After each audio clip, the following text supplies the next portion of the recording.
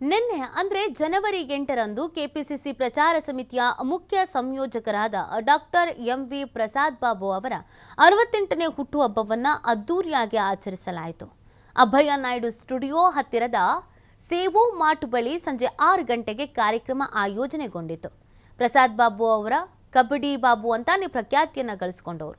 ಕಾರ್ಯಕ್ರಮದಲ್ಲಿ ಪದ್ಮನಾಭನಗರ ಬ್ಲಾಕ್ ಕಾಂಗ್ರೆಸ್ ಅಧ್ಯಕ್ಷರಾದ ಎಂಪಿ ಪವನ್ ಕುಮಾರ್ ಸೇರಿದಂತೆ ಎಂವಿ ಪ್ರಸಾದ್ ಬಾಬು ಅಭಿಮಾನಿಗಳು ಹಾಗೆಯೇ ಚಿಕ್ಕಲಸಂದ್ರ ವಾರ್ಡ್ ಮುಖಂಡರು ಸೇರಿದಂತೆ ಹಲವರು ಭಾಗಿಯಾಗಿದ್ದರು.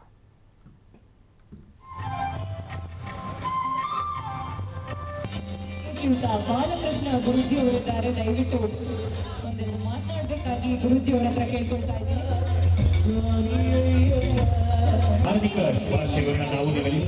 ಈ ನಿಟ್ಟಿನಲ್ಲಿ ಇವತ್ತು ನಮ್ಮ ಜೊತೆಗೆ ಶ್ರೀಯುತ ಬಾಲಕೃಷ್ಣ ಗುರುಜಿ ಅವರಿದ್ದಾರೆ, ದಯವಿಟ್ಟು ಒಂದೆರಡು ಮಾತನಾಡಬೇಕಾಗಿ ಗುರುಜಿ ಅವರ ಹತ್ರ ಕೇಳ್ಕೊಳ್ತಾ ಇದ್ದೀನಿ.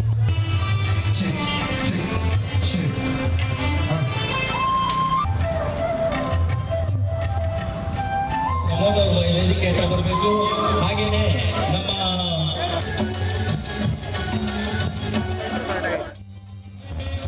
ದಯವಿಟ್ಟು ವೇದಿಕೆ ಮೇಲೆ ಕೇಕನ್ನು ಕಟ್ ಮಾಡಬೇಕಾದ್ರೆ ಸ್ವಲ್ಪ ಅವರಿಗೆ 100 ವರ್ಷ ಆಯಸ್ಸು ಆರೋಗ್ಯ ಭಾಗ್ಯವನ್ನ ನೀಡಿ ಕರುಣಿಸಿ ಅಂತ ಕೇಳ್ಕೊಂಡ ನಮ್ಮ ಸಮಾಜಕ್ಕೆ ಈ ರೀತಿಯ ಸಮಾಜಮುಖಿ ಕೆಲಸವನ್ನ ಮಾಡುವಂತ ವ್ಯಕ್ತಿಗಳು ಬಹಳನೇ ಮುಖ್ಯರಾಗ್ತಾರೆ.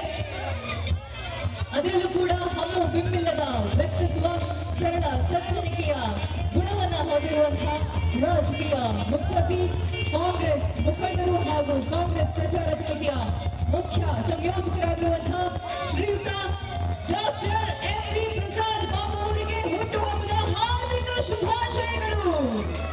ಶ್ರೀಯುತ ಹರ್ಷರವರು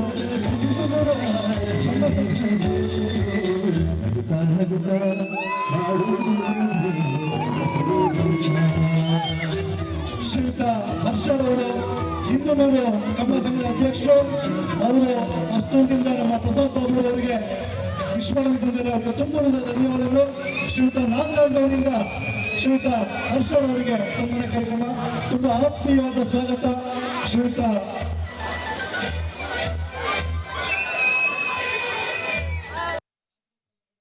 ನಮ್ಮನ್ನ ಆಶೀರ್ವಾದ ಮಾಡಕ್ಕೆ ಬಂದಾಗ ಅವರಿಗೆ ಗೌರವ ಕೊಡಲೇಬೇಕಾಗ್ತದೆ.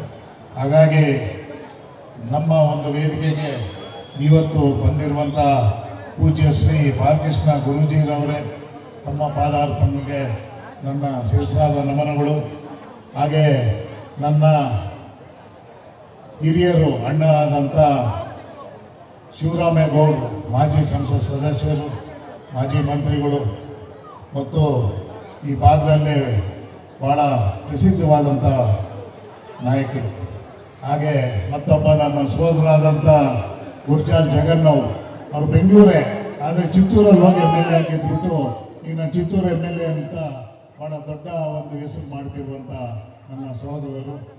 ಮತ್ತು ರಘುನಾಥ್ ನಾಯ್ಡುರವರೇ, ನಮ್ಮ ಒಕ್ಕಲಿಗರ ಸಂಘದ ರಾಜ್ಯದ ಅಧ್ಯಕ್ಷರಾಗಿರುವಂಥ ನನ್ನ ಆತ್ಮೀಯ ಸಹೋದರಾದಂಥ ಎಲ್ ಶ್ರೀನಿವಾಸರವರೇ, ಪ್ರದೀಪ್ ಅವರೇ, ಆರ್ ವಿ ಹರೀಶ್ ಅವರೇ, ಸಂಜಯ್ ಗೌಡ್ರೆ, ನಾರಾಯಣ ಅವರೇ, ಯೋಗಮೂರ್ತಿ ಅವರೇ, ನೀಲ್ಜಾಕ್ಷನ್ ಅವರೇ, ಅಮರ್ನಾಥ್ ಅವರೇ, ಗೋವಿಂದರಾಜ್ ಅವರೇ, ನಮ್ಮ ಸಂಘದ ಅಧ್ಯಕ್ಷರಾದಂಥ ರಾಜಗೋಪಾಲ್ ಅವರೇ, ಲುಕ್ಮಾನ್ದಾರ್ ಅವರೇ, ಮಾಜಿ ಮೇಯರ್ ಆದಂಥ ವೆಂಕಟೇಶ್ ಮೂರ್ತಿ ಅವರೇ, ರಾಜಗೋಪಾಲ್ ಅವರೇ, ಮತ್ತು ಲುಕ್ಮಾನ್ದ ಅವರೇ,